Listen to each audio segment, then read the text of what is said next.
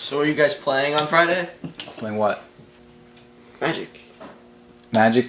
Oh my god. Are you serious? No. Magic. No. Like David Blaine magic or like the Lord of the Rings stuff? Wizard hat, play some magic. Oh, you're gonna have to check their reserves of Mountain Dew over at the gas station. It's gonna be ridiculous. Jamie, do you think I'm gonna come play magic this Friday? It's seriously just like I have no son. Are you serious? No. Yeah. Like to sit in your basement by yourself and look at inappropriate pictures of elves and stuff, magic? Yeah, I'm not gonna do that. Do you realize how bad that stinks? I just got better. Like physically stinks. It smells like a dead body why would you downstairs just play Monopoly? staring at a table. Why? Made of cork.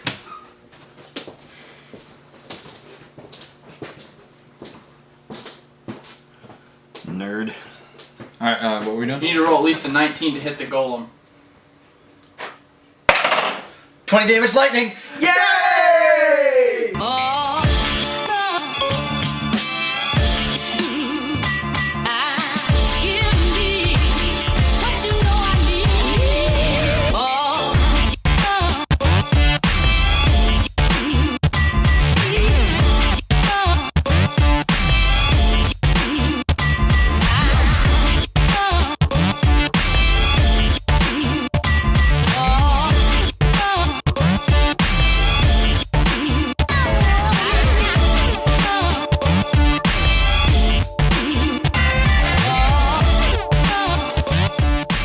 Hey, what's up everybody? Welcome to another episode of the Packrat Show. I'm Josh. And I'm Jack. And we're here to check out 3 more books this week. We've got Rocketeer Adventures, second series, number 1, Amazing Spider-Man 682, and finally Catwoman number 7. So let's jump right in. Alright.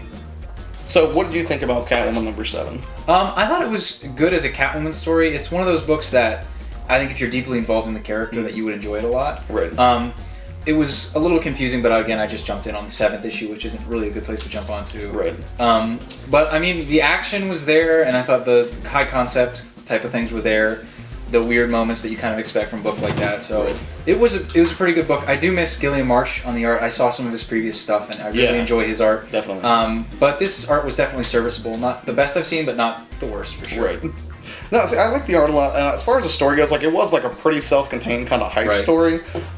But Detective Alvarez, who played a pretty prominent role in the first one, kind of exposing some of the corruption in Gotham City Police and everything. I thought that he kind of continued that in this one, and I'm curious to see, like, with him actively trying to tail Catwoman again, if that's going to work out, and if he's going to be like a more major player later on, or if he's just going to be something to carry it forward. I'd love to see him tie in some more Gotham Central characters, because it's such a rich universe to take characters from, and they all work in the police department, so it'd be really cool to see some of them show up as well. Right.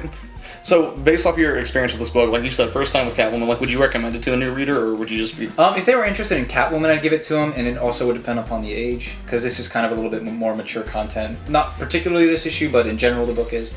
So if you were like a girl that was interested in reading Catwoman and you were like 14 or 15, or anybody 14 or 15 and older, I think this would be a cool one to check out if you like that character. Right on. Well, should we go ahead and move on to the next book? Yes, I think we should. Alrighty. Amazing Spider-Man 682. 682. Now, see, I feel bad because I missed the prior 2 issues to this, and I was kind of worried that I would totally miss the setup for this, but I really didn't. Apparently, the only thing that I'd missed was J. Jonah's son had gone up into space and is holding the Horizon Labs, kind of responsible for him almost being in a lot of danger, but then the story kind of takes off from there. Yeah.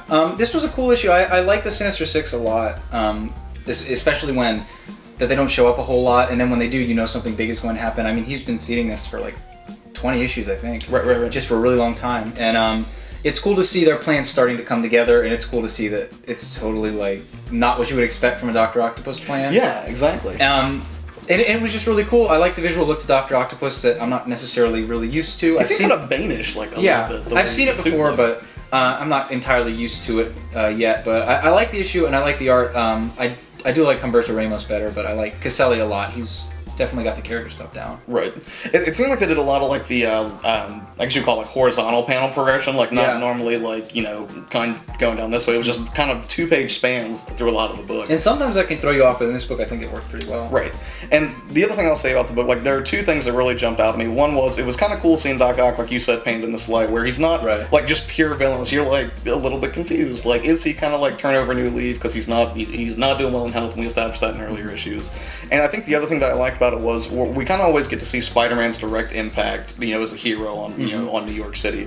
But I like the opening parts of this book where they kind of showcase all of these weird little inventions that Peter Parker himself has come up with that is benefiting humanity in other ways. I like that a lot. And then when is J. Jonah Jameson going to leave Spider-Man alone? I don't think he ever will. He just hates him so much. He really does. So, yeah, definitely worth checking out. Yeah. So last up we have Rocketeer Adventures 2, #1, the first issue in the new miniseries. So how did you like this? See, I was just drawn to it because I loved the Rocketeer movie, and saw it when I was like 7 or 8 years old or whatever, and it was about what I expected. Right. It was three short stories was the format for it, and like the middle one was what got me, the Ducketeer. Like maybe you could speak to that a little bit more than I can because you know the history of it better. Right. Well, I don't know the entire history of it, but it's kind of, I mean, it's harkening back to the old Looney Tunes cartoons and how they were completely ridiculous, and the stuff that they were tackling, the ideas were totally out of the scope of what you would expect from a cartoon, but they did it anyway because it was funny. Right. And I like this because they show the commentary of the characters being like, I can't believe that they did this to me. Right. And I mean, all the stories I thought were really cool because it had a very BPRD feel. If you ever read that or the Hellboy books, because they were very separate, but you could feel that they had the same tone and they were in the same world. Oh yeah. Which I really enjoyed, and I like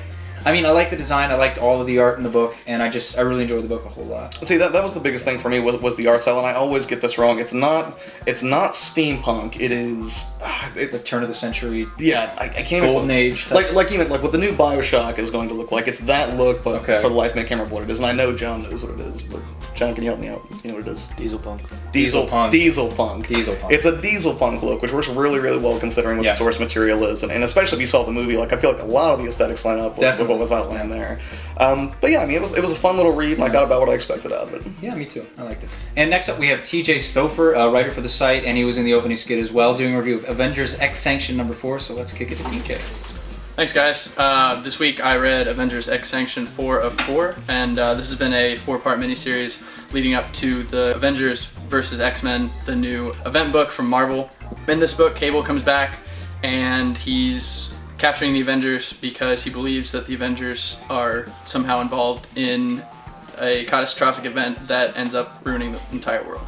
I liked it a lot. The art in this book is really strong. The storytelling is really strong. I really enjoy seeing Cable again because he's been gone for a really long time, and he's always been one of my favorite X-Men characters. So if you like Cable and you like the Avengers, pick this book up. It's really interesting, and it'll lead up into Avengers vs. X-Men. Alright, thanks for watching another episode of the Packrat Show. Don't forget, we got Free Comic Book Day coming up on May 5th, and we're going to have Don Best here, Noel Fisher, and also Ernie Hudson from the Ghostbusters. And remember to shop local. Yep, see ya. Bye.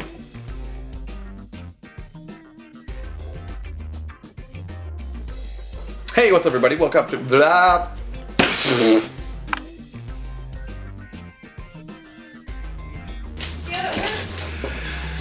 So you guys coming? Did you just frown? Yep.